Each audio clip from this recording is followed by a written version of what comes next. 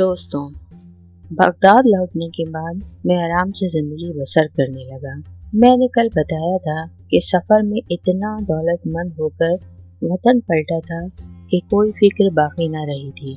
घर वालों और दोस्तों के साथ जिंदगी के मजे लूट रहा था, लेकिन कुछ अरसे बाद वही ख्वाहिश सफर करने की, तरह तरह के लोगों से मिलने और माल बेचने और खरीदने की दिल में जाग उठी।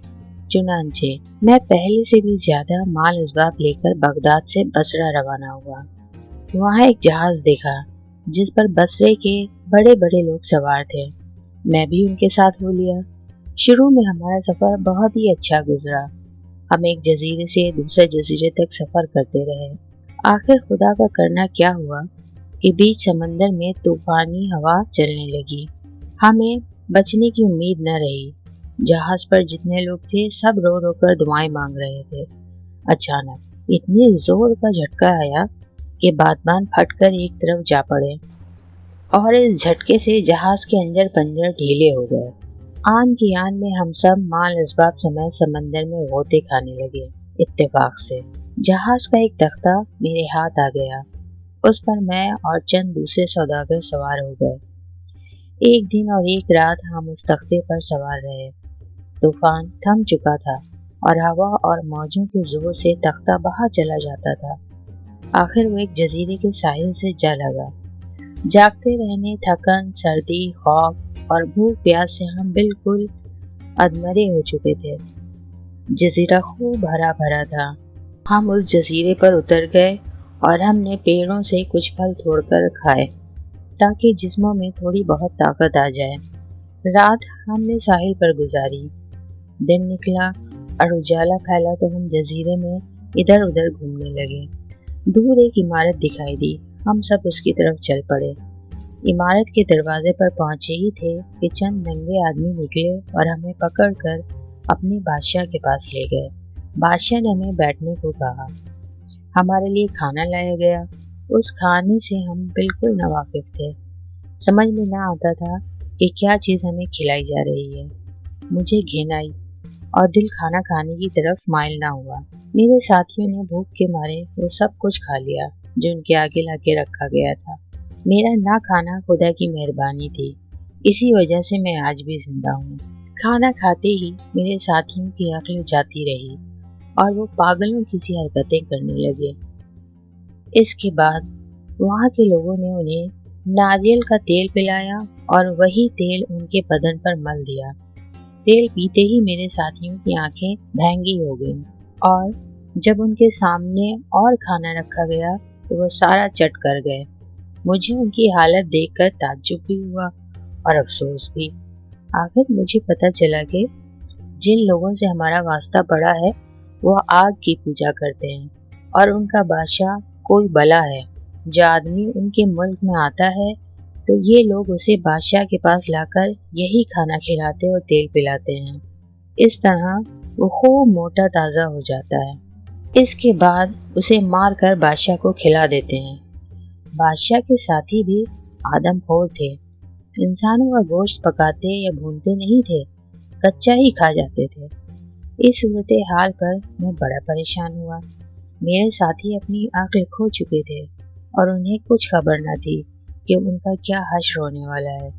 एक शख्स उन पर नजर रखता था और रोजाना उन्हें हाँक कर इधर उधर ले जाता था जहाँ वो जानवरों की तरह घास और पत्ते चढ़ते थे। मैं उनका दिया हुआ खाना खाने पर राजी ना हुआ। भूखा रहने की वजह से कमजोर पड़ गया। ऐसा लगता था जैसे मेरे जिस्म में हड्डियों के सिवा कुछ बाकी नहीं। ये हालत देखकर उन्होंने मेरा ख्याल रखना छोड़ दिया। जब मुझे अंदाजा हुआ कि वो मुझ पर नजर नहीं रखते तो एक दिन चोरी छुपे वहां से निकल भागा। भागते भागते दूर जा पहुंचा तो मुझे एक चरवाहा समंदर के पास एक ऊंची चट्टान पर बैठा नजर आया। गौर से देखा तो वही आदमी था जो मेरे साथियों को चारा खिलाने ले जाता था। मेरे साथी वहां घास चर रहे थे।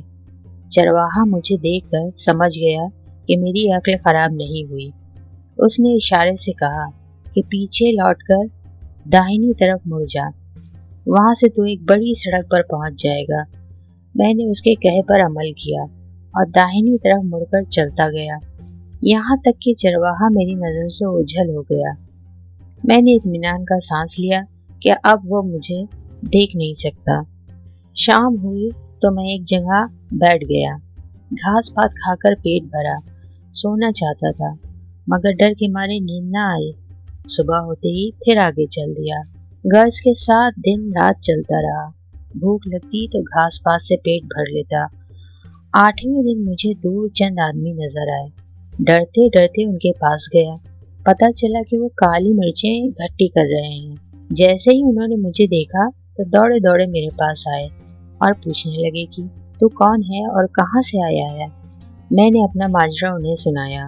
वो कहने लगे, ये अजीब वाकया है, इन आदमखोरों से कोई जान नहीं बचा सकता। वो तो आदमियों को कच्चा खा जाते हैं। जब वो काली मिर्चें जमा कर चुके तो मेरे लिए उम्दा खाना लाए।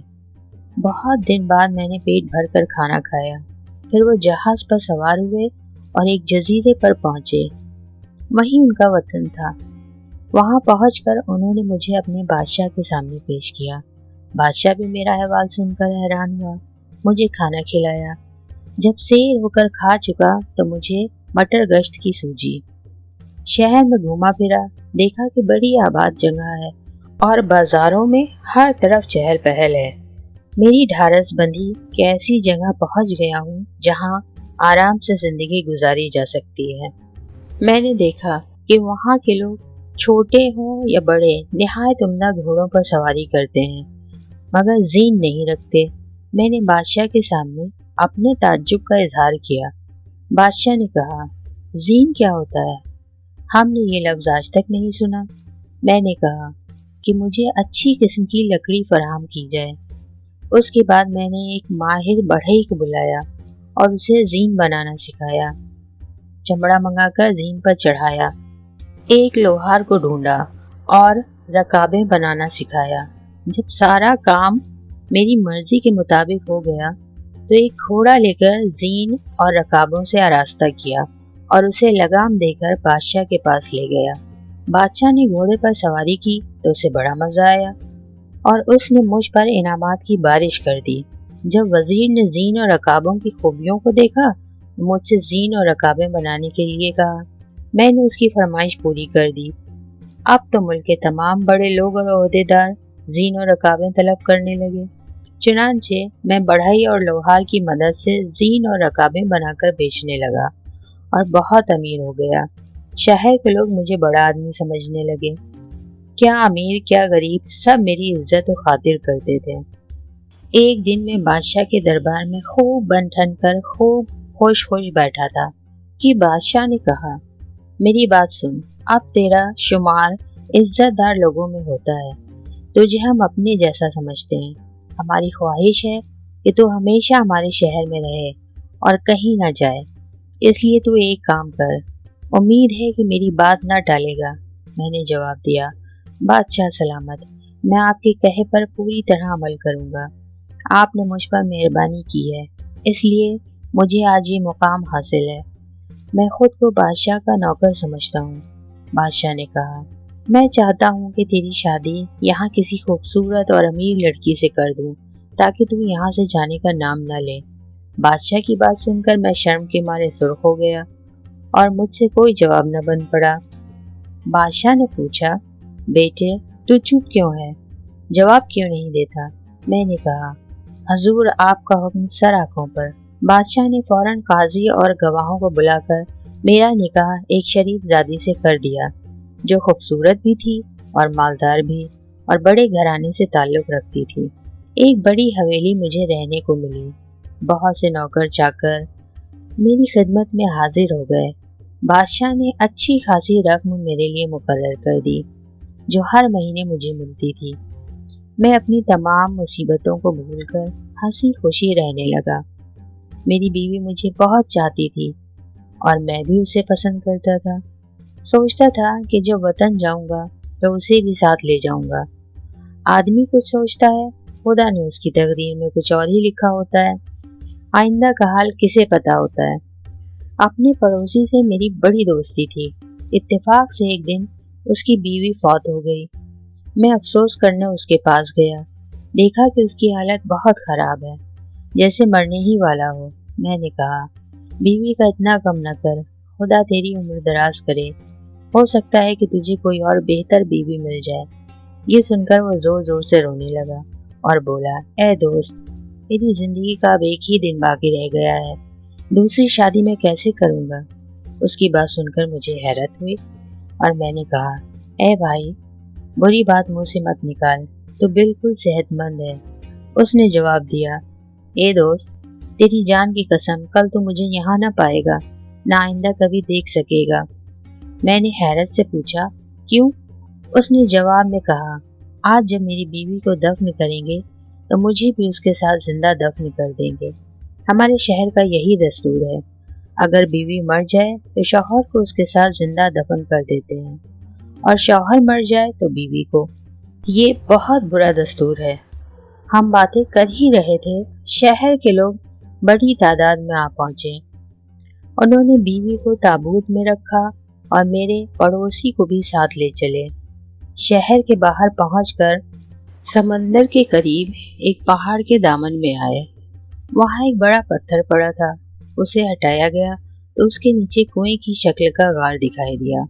लोगों ने ताबूत को उसमें डाल दिया। मैंने पूछा तो मालूम हुआ कि पहाड़ के नीचे एक अंधा कुआं है। फिर मेरे पड़ोसी की बारी आई। उसे रस्से से बांधकर गार में उतार दिया। एक मटका पानी और 7 रोटियां भी साथ कर दी। पड़ोसी ने नीचे पहुंचकर रस्सा खोल दिया। लोगों ने रस्सा खींचकर उस बड़े कुएं का मुंह बंद कर दिया और मेरे दोस्त को उस अंधेरे गार में छोड़कर शहर को लौट आए। मैंने दिल में कहा कि ये मौत तो दूसरी मौतों से भी ज्यादा कठिन है। और तो कुछ न सूझा, सीधा बादशाह की खिदमत में हाजिर हुआ और कहा, ए मेरे आका, आपके मुल्क का ये दस्तूर निहायत ही खराब है। बादशाह ने जवाब दिया, ये दस्तूर पुराने वक्तों से चला आ रहा है, इसे किसी सूरत बदला नहीं जा सकता। मैंने पूछा, अगर मेरी बीवी मर जाए तो क्या मुझे भी उसके साथ अंधे कुएं में डाल दिया जाएगा? मैं ठहरा परदेसी, क्या मेरे साथ रियायत ना होगी? बादशाह ने सख्ती से कहा, नहीं, अगर तेरी बीवी मर गई तो जरूर तुझे भी उसके साथ कुएं में डाल दिया जाएगा। इन तमाम बातों से मुझ पर खौफ तारी हो गया। मैंने सोचा कि अगर बीवी मर गई तो मेरा मरना भी यकीनी है। मैंने दिल को तसल्ली देनी चाहिए कि कल का हाल किसे मालूम है, क्या पता कौन पहले मरे कौन बाद में। लेकिन मुझे जिस घबराहट ने घेर रखा था वो किसी तरह कम ना हुई। किस्मत का खेल देखिए कि थोड़ी मुद्दत बाद मेरी बीवी बीमार पड़ी और चंद रोज बाद फौत हो गई। शहर वाले ताज़ियत करने मेरे पास आए। खुद बादशाह ने भी आकर अफसोस किया। फिर मेरी बीवी को नहलाकर बेहतरीन कपड़े और निहायत कीमती जेवर पहनाए गए। लाश को ताबूत में रखा और उस पहाड़ का रुख किया जिसके पास कुआं था। वहां पत्थर हटाकर ताबूत को कुएं में डाल दिया। मेरे दोस्त और ससुराल वाले मुझसे इस तरह गले मिले जैसे मैं किसी लंबे सफर पर रवाना होने वाला हूँ। मैंने बहुत देरी फरियाद की कि यारों, मैं परदेसी हूँ, तुम्हारे दस्तूर को नहीं मानता। उन्होंने मेरी चीखने चिल्लाने की जरा भी परवाह नहीं की और 7 रोटियां और मटके भर पानी के साथ रस्से के जरिए नीचे उतार दिया और बड़े पत्थर से कुएं का मुंह बंद करके चले गए। मैंने गार में बहुत सी लाशें पड़ी देखी जिनसे सख्त बदबू आ रही थी। मैंने अपने आप से कहा, मेरे साथ होना भी यही चाहिए था। हर सफर में मरने से बाल बाल बचता रहा हूँ, इसके बावजूद सफर करने से बाज नहीं आता। अब सफर करने की कीमत जान देकर अदा करूंगा। गार में मुझे दिन रात का बिल्कुल पता न चलता था। जब भूख प्यास लगती तो रोटी के 2-3 टुकड़े खा लेता, प्यास लगती तो 1-2 घूंट पानी पीता। डरता था कि रोटियां खत्म न हो जाएं, मटके में बूंद भी बाकी न रहे। लाहौल पढ़ पढ़ कर कहता, इस शहर में शादी करके मैं तो अजाब में फंस गया। काश मैं समंदर में डूब गया होता या पहाड़ से गिर कर मर जाता। इस खराब मौत से वही बेहतर रहता। अपने आप को बुरा भला कहने और कोसने से क्या हासिल होना था। आखिर मैंने उठकर गार को देखना भालना शुरू किया। पता चला कि वो दूर तक फैला हुआ है। हर तरफ लाशों और गली सड़ी हड्डियों के ढेर लगे हुए थे। मैंने लाशों और हड्डियों से हटकर गार के एक अलग थलग कोने में अपने लिए जगह बनाई और वहीं जाकर सो रहता। चंद रोज गुजरे तो पता चला कि रोटियां खत्म होने को हैं और पानी भी जरा सा रह गया है और मुझे भूखा प्यासा मरने से कोई नहीं बचा सकता। ये सोचकर मैं अपना सर पकड़े बैठा था कि पत्थर अपनी जगह से हटाया गया और गार में थोड़ी सी रोशनी हुई। देखा तो एक ताबूत उतारा जा रहा था। उसमें एक मर्द की लाश थी। इसके बाद एक औरत को खाना पीना देकर नीचे पहुंचा दिया गया। मैं औरत को देख रहा था। वह मुझे नहीं देख सकती थी क्योंकि उसकी आंखें अभी अंधेरे से मायूस न हुई थी। जब लोग कुएं को पत्थर से बंद करके चले गए तो मैंने एक मुर्दे की बड़ी सी हड्डी उठाई और जाकर औरत के सर पर कई दफा मारी, यहाँ तक कि वो मर गई। उसके जेवर और जवाहरात मैंने उतार लिए और खाना पीना लेकर उस कोने में जा बैठा जहाँ मैं सोया करता था। इसके बाद मैंने ये तरीका अपना लिया, जब किसी मर्द या औरत को दफनाने की नौबत आती तो मैं उसके जिंदा साथी को मार डालता। इस तरह मुझे थोड़ा बहुत खाने पीने का सामान मिल जाता और साथ ही अगर औरत लाई जाती तो उसके जेवर भी मिल जाते। मैं बड़ी एहतियात से काम लेता, हमेशा जरा जरा सा खाता और एक वक्त में घूंट भर से ज्यादा पानी नहीं पीता। खुदा जाने इस हालत में कितने दिन गुजर गए। एक दफा मैं सोने के लिए लेटा ही था तो मुझे खड़खड़ाहट सुनाई दी। मेरी समझ में ना आया कि शोर किस वजह से है। मैं उठा और एक मुर्दे की हड्डी लेकर उस तरफ बढ़ा जिधर खड़बड़ाहट हुई थी। थोड़ी दूर चलकर एक वहशी जानवर नजर आया जो मुझे आता देखकर भागा। मैंने उसका पीछा किया। आखिर एक जगह पहुंचकर एक कोने में कोई चीज तारे की तरह चमकती नजर आई। मैं उधर बढ़ता गया तो उजाला सा महसूस हुआ। मुझे यकीन हो गया कि गार में कोई सुराख है जो बाहर की तरफ निकलता है और आगे जाकर पता चला कि जानवरों ने यहाँ पहाड़ी में सुरंग लगाई हुई है जिसके रास्ते वो अंदर आते हैं और पेट भरने के बाद बाहर निकल जाते हैं। ये मालूम होते ही मेरी जान में जान आ गई और मेरी खुशी का ठिकाना न रहा। सोचा कि अब मैं गार में पड़े पड़े मर जाने से बच जाऊंगा।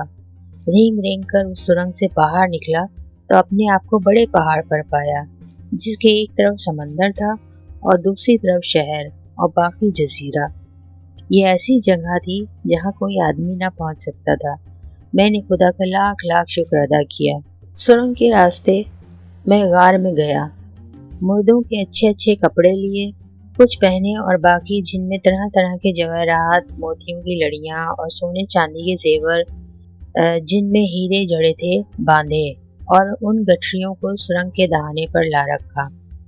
अब मैं रोज सुरंग से निकलकर इस उम्मीद पर बाहर आ बैठता कि शायद कोई जहाज इधर से गुजरे और मुझे इस गार से जो कैद खाने से कम न था निजात मिले। रात को गार में जाकर सो जाता और जो जिंदा मर्द या औरत गार में आ जाती उसे मार डालता ताकि खाने पीने की कमी ना हो। एक रोज मैं समंदर के किनारे बैठा अपनी हालत पर गौर कर रहा था कि समंदर में एक जहाज नजर आया। मैंने मुर्दों के कपड़ों में से एक सफेद चादर निकाली और उसे लहराता हुआ इधर से उधर दौड़ने लगा। खुशकिस्मती से जहाज वालों ने सफेद चादर की वजह से मुझे देख लिया। जहाज से एक कश्ती उतारी गई। उसे खेते हुए चंद आदमी मुझ तक पहुंचे और पूछने लगे कि तू कौन है और यहाँ क्या कर रहा है, इस पहाड़ पर कैसे पहुंचा? हमने कभी किसी को यहाँ नहीं देखा। मैंने कहा, मैं सौदागर हूँ। जिस जहाज पर मैं सवार था वो तूफान में फंसकर टूट फूट गया। एक तख्ता मेरे हाथ लगा, उस पर अपने बचे खुचे माल समेत यहाँ आ पहुंचा। उन्होंने मुझे इस तमाम माल समेत जो मैंने गार से समेटा था कश्ती में बैठा लिया और जहाज पर जाकर कप्तान के सामने ला खड़ा किया। कप्तान ने कहा, ए शख्स, तू इस जगह कैसे पहुंचा? ये बहुत बड़ा पहाड़ है जिसके पीछे एक भरा पूरा शहर आबाद है। मैं उम्र भर इस समंदर में सफर करता रहा हूँ और इस पहाड़ के पास से बार बार गुजरा हूँ, लेकिन यहाँ जंगली जानवरों और परिंदों के सिवा किसी को नहीं देखा। میں نے वही कहानी दोहरा दी जो कश्ती कहने वालों को सुनाई थी। शहर और गार का जिक्र बिल्कुल न किया। डर था कि जहाज पर शहर का कोई रहने वाला न हो। अपने माल में से बहुत से जेवर और हीरे निकाल कर जहाज के कप्तान को देने चाहे, वो लेने पर राजी न हुआ और बोला, हम किसी से कोई चीज़ नहीं लेते। जब समंदर के किनारे या किसी जजीरे पर किसी भूले भटके को देखते हैं तो उसे जहाज पर ले आते हैं। अगर उसके पास कुछ ना हो तो अपने पास से उसे रुपया पैसे देते हैं। महज खुदा के लिए ये भलाई करते हैं। ये सुनकर मैंने उसे ढेरों दुआएं दी। हम जजीरे जजीरे सफ़र करते रहे। मैं अपनी सलामती पर खुश था। जब मुझे गार में मुर्दों के दरमियान गुजारे हुए दिन याद आते तो कपकपी तारी हो जाती। खुदा खुदा करके हम हिफाजत से बसरा पहुँचे। वहाँ से मैंने बगदाद की राह ली और घर आकर घर वालों और दोस्तों से मिला। उन्होंने सफ़र से सही सलामत लौटने पर मुझे मुबारकबाद दी। जो माल मेरे पास था वो मैंने गोदामों में रखवाया, तोहफे दिए, खैरात की, यतीमों और गरीबों को कपड़े बनवा कर दिए और दोबारा ऐश और आराम की ज़िंदगी बसर करने लगा। तो दोस्तों, ये था मेरे चौथे सफ़र का अहवाल। उसके बाद सिंदबाद जमाली से मुखातिब हुआ। जमाली, अब तो मेरे साथ खाना खा और 100 अशरफियाँ ले जो तुझे रोज़ मिलती हैं। कल मैं अपने 5वें सफ़र की कहानी सुनाऊंगा। दस्तरखान बिछाया गया और सब मेहमानों ने सामने चुनी हुई नेमतों का मज़ा लिया और खा पी कर रुखसत हुए। जमाली भी हैरत में डूबा हुआ घर लौटा। सुबह होते ही उसने फज्र की नमाज अदा की और सिंदबाद की हवेली की राह ली। सिंदबाद ने उसे खुश आमदीद कहा। जब दोस्त अहबाब जमा हो गए तो दस्तरखान बिछा, खाने चुन दिए गए, खूब गपशप हुई। उसके बाद सिंदबाद जहाज़ी ने अपने 5वें सफ़र की कहानी सुनाना शुरू की।